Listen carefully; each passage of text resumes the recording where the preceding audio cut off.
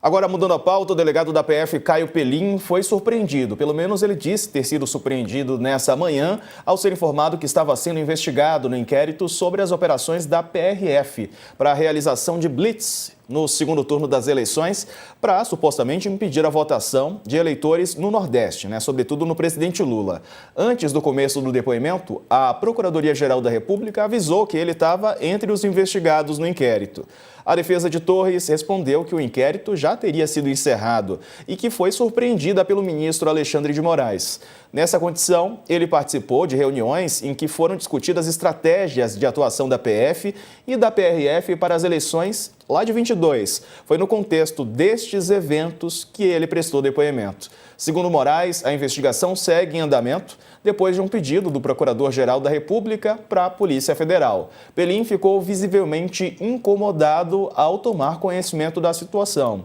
Informações trazidas por Alexandre de Moraes durante a audiência estavam em sigilo até aqui. Foi nessa investigação que a PF chegou a prender o ex-diretor da PRF, Silvinei Vasquez, em agosto de 2023. Ele foi solto um ano depois, em agosto de 24. Vasquez é réu na ação penal sobre o golpe. Vamos conversar então com a Juliana Bertoldi, especialista em direito penal, está conosco. Bom, doutora Juliana, bem-vinda, boa tarde. É comum uma testemunha ser avisada ali durante o depoimento, ou aliás, é permitido, é possível que isso aconteça, que ela também está sendo investigada? Boa tarde mais uma vez. Boa tarde a todos e todas que nos acompanham, boa tarde Letícia, boa tarde Rócio. Bom, vamos lá, é um direito de todo investigado saber que está sendo investigado quando vai prestar o depoimento, mesmo porque o investigado ele tem o direito ao silêncio. Então, se nós formos responder essa pergunta de um ponto de vista de garantias constitucionais, esse aviso ele está dentro do que seria uma racionalidade de garantias constitucionais. E daí o contexto, eu já fico numa saia mais justa, O contexto talvez seja um pouco incomum, mas avisar alguém que está sendo investigado está dentro do contexto de garantias constitucionais, sim. Acho que vale a gente elaborar um pouco mais essa reflexão para que a gente consiga aprofundar aqui o que a gente quer dizer com esse ser avisado, Certo. Rócio. Doutora Juliana, a senhora tem acompanhado aí os depoimentos das testemunhas e tal. Por tudo que a senhora já viu, há alguma chance desses depoimentos mudarem alguma coisa no julgamento, no processo, quando vier a questão de mérito? Ou isso aí já é um jogo jogado e que não tem volta e a defesa, as defesas não tem mais o que fazer?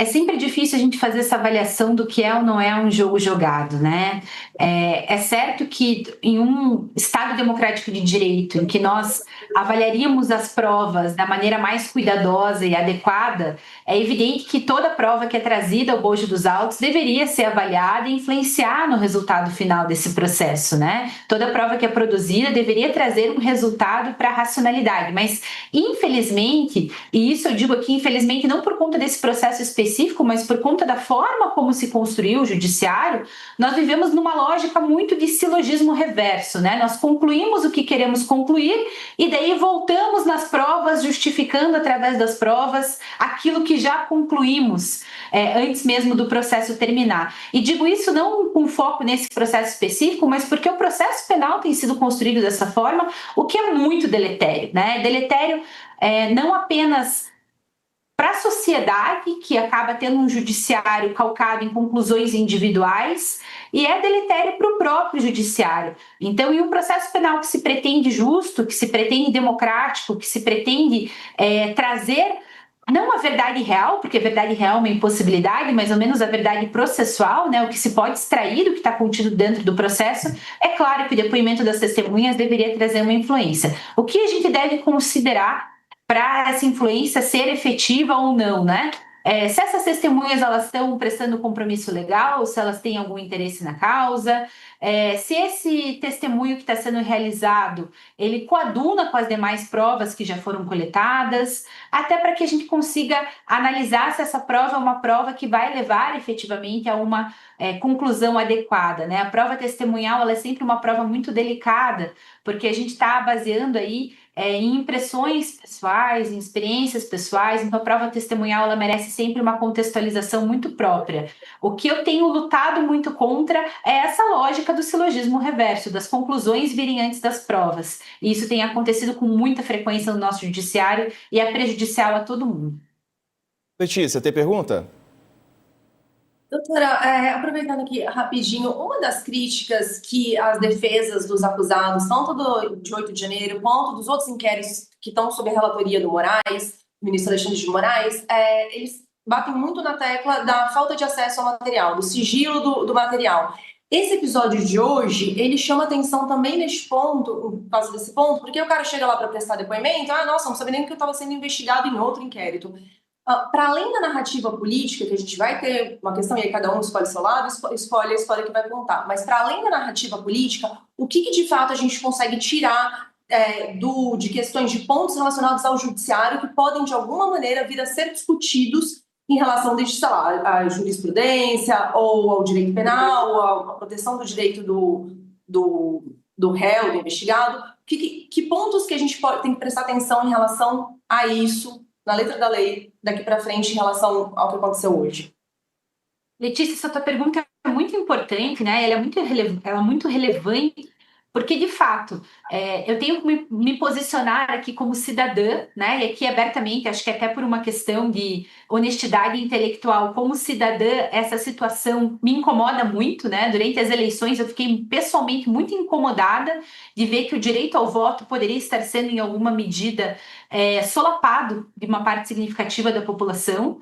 E então, como cidadã, é claro que eu tenho os meus sentimentos com relação a essa situação, mas como professora de processo penal, como advogada, eu preciso pôr esses sentimentos de lado e olhar o que é o processo penal propriamente dito. E tem se criado uma cultura muito problemática, na minha leitura, de negar aos advogados acesso aos conteúdos do processo e fazer com que as pessoas apresentem ali os seus depoimentos de maneira absolutamente desinformada. E isso, Letícia, é muito prejudicial, porque se enquanto cidadã eu quero que a resposta penal seja adequada a esse caso, eu preciso que as garantias processuais penais sejam respeitadas para que depois não haja uma nulidade sendo decretada, sendo declarada, reconhecida após o julgamento, né? Então, a garantia de que esse procedimento seja realizado da maneira mais adequada possível, ela interessa a todas as partes. Ela interessa as partes que querem uma resposta a essa situação, que me parece, se ocorreu uma situação muito grave, e é também uma necessidade para aqueles que querem apresentar suas defesas, né? Então, o acesso da defesa ao conteúdo probatório e o acesso da defesa aos autos é fundamental. É claro, existem situações em que esse acesso pode prejudicar a própria investigação, em que ainda há investigações em andamento, diligências a serem realizadas, e a gente até entende, né, que nesses casos específicos, esse acesso ele seja limitado, mas uma coisa é limitar parcialmente o acesso para garantir as investigações e outra coisa é coletar depoimentos de pessoas absolutamente desinformadas e desavisadas com relação ao conteúdo desse inquérito, e essa distinção precisa ser realizada. Acima de tudo, Letícia, eu sempre digo, eu sou uma democrata, eu quero que a nossa Constituição seja cumprida e quero que seja cumprida para os nossos e para quem não são os nossos também, né? A Constituição ela deve ser cumprida para todos e essa é uma preocupação que a gente tem que ter dentro de toda investigação, dentro de todo inquérito e dentro do processo penal como um todo. Perfeito. Agora um outro caso também dessa terça-feira, coach, só para a gente registrar e depois eu já passo para você fazer a pergunta, é do ex-diretor de operações da PRF, o Djairlon Moura, que confirmou no depoimento hoje de manhã ao Supremo que houve ordem para a realização de blitz para fiscalizar o transporte de eleitores na véspera do segundo turno. Isso lá em 2022, é claro. Mas disse que a atuação foi realizada em todo o país, segundo ele, né? Sem direcionamento de região. Ele foi ouvido como investigado pelo fato de já ter sido indiciado pela Polícia Federal na investigação sobre as blitz para prejudicar o voto de eleitores do Nordeste. A PGR ainda não apresentou denúncia deste caso. As fiscalizações da Polícia Rodoviária Federal e da PF no país todo em 2022 eram para combater crimes eleitorais, nas palavras do investigado. Fala, Cocho. Olha, esse aí é um exemplo, Diego, doutora Juliana, de uma testemunha que está claramente mentindo, né? A TV Globo, a Globo News, fez um levantamento das operações que foram feitas no dia do segundo turno das eleições. Mais da metade das operações aconteceram no Nordeste, nas regiões onde o então candidato Lula era mais forte. E o resto do país não chegou à metade das operações. Como é que ele diz que não houve nenhum direcionamento? Então, eu te pergunto, Juliana, a estratégia das defesas de simplesmente negar a realidade, negar as provas já apresentadas, em vez de contestar essas provas com dados, com números, com documentos, isso pode funcionar. Esse é um exemplo típico. Esse diretor de operações, ele nega um fato que está registrado nos números, na estatística da Polícia Rodoviária Federal. Mais da metade das operações aconteceram no Nordeste. Isso não é direcionar as operações?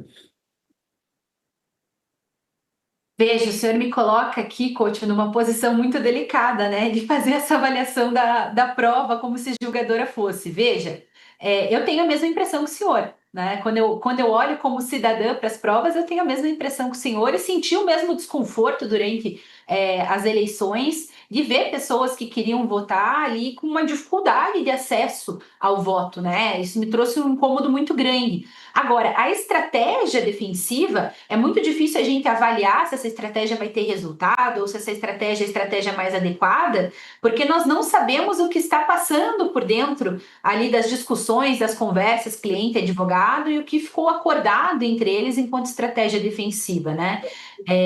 Eu penso muito parecido com o senhor com relação ao que a gente tem posto, né, de que tudo indica que, de fato, houve ali uma organização para dificultar o acesso ao voto, o que, novamente, me parece extremamente gravoso, né, mas a estratégia defensiva realmente é muito difícil da gente entender sem estar ali nas conversas, né, nos cafezinhos que acontecem dentro do escritório, para saber o que está sendo debatido enquanto estratégia defensiva. Mas eu tenho o mesmo desconforto que o senhor, coach. Fica aqui o meu desabafo como cidadã, não só como advogada, de que olhar para essa situação me traz o mesmo desconforto, né? Para mim, nada é mais sagrado do que o direito ao voto e nada é mais importante na manutenção democrática do que o direito ao voto. E é muito importante justamente por isso que essa investigação seja feita dentro dos ditames constitucionais, com maior cuidado, com a maior garantia a todas as partes, para que esse resultado que nós teremos seja um resultado justo, né? Eu acho que no final do dia é o que todos nós buscamos. Perfeito, doutora Juliana Bertoldi. Obrigado pela entrevista, pela participação. Um abraço para a senhora. Uma boa tarde.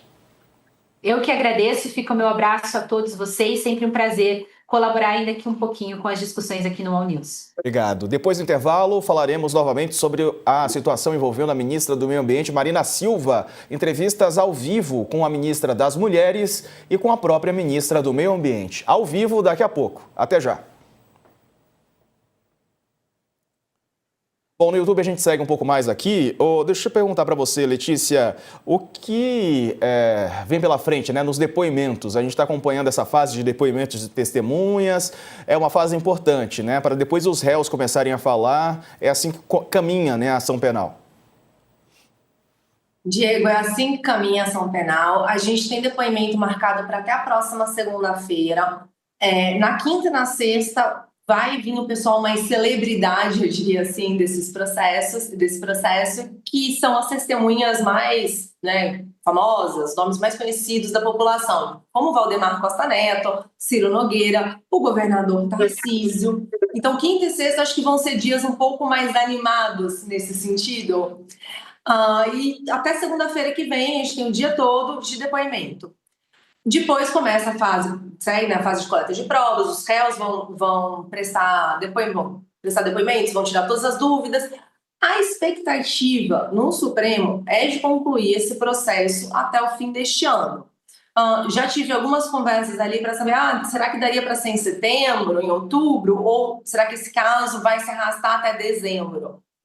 Porque existe a possibilidade de algumas coisas surgirem no caminho, né? O processo está aberto por isso. Mas, se tudo sair no ritmo que o Supremo está prevendo, antes de dezembro, eles conseguem chegar a uma conclusão, fechar esse circuito todo, né? Porque são 5 núcleos em separados, mas é uma história que se costura toda. Então é difícil de dizer, vai ter esse daqui, já vai sair a conclusão sobre esse processo, esse julgamento chega no fim e muito antes dos outros. O negócio tem que caminhar mais ou menos junto. Lembrando que tem uma quinta denúncia que ainda nem foi analisada pelos ministros, que é a do Paulo Figueiredo, que era apresentador da Jovem Pan. Ele está lá nos Estados Unidos, ainda não se manifestou no processo, então esse daí ainda nem começou a andar, enquanto a do Jair Bolsonaro, que é a principal ali, já está nesse nível de avanço, Diego. Pois é, já num nível, né, num ritmo acelerado. Até porque, né, Letícia, rapidinho aqui, tem a eleição em 26, então tem essa preocupação também, né?